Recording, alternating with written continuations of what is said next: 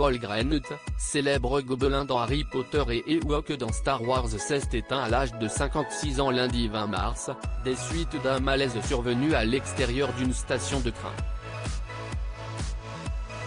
5 mois après le décès de Robbie Coltrane, la célèbre saga d'Harry Potter doit à présent faire face à une nouvelle disparition. Les décès se succèdent malheureusement. En 2016, c'était le célèbre acteur Alan Rickman qui s'était éteint des suites d'un cancer de la prostate à l'âge de 69 ans.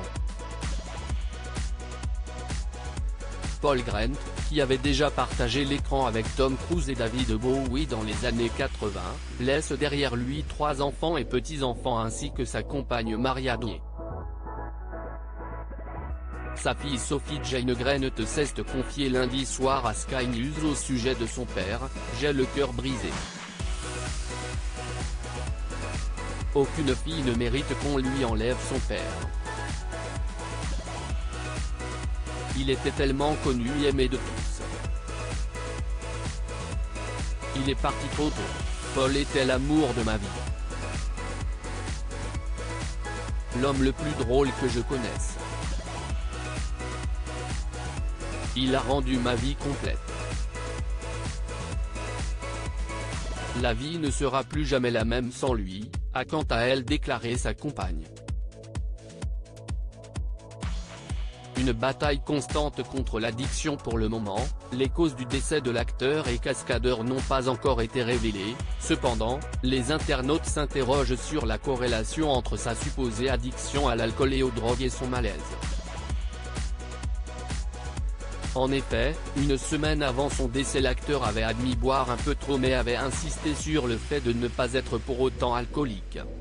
« Je ne suis addict à rien, je profite juste de la vie, je peux boire une journée entière ou pendant un mois entier mais cela ne veut pas forcément dire que je suis addict », avait expliqué la star d'Harry Potter. Cependant, quelques années plus tôt, avant de rencontrer sa partenaire actuelle, Paul Greenut s'était confié dans les colonnes du Sunday Mirror sur son addiction aux drogues à la suite de son premier divorce. L'acteur avait expliqué être tombé dans une spirale infernale à cette époque sombre de sa vie. « J'avais besoin d'aider.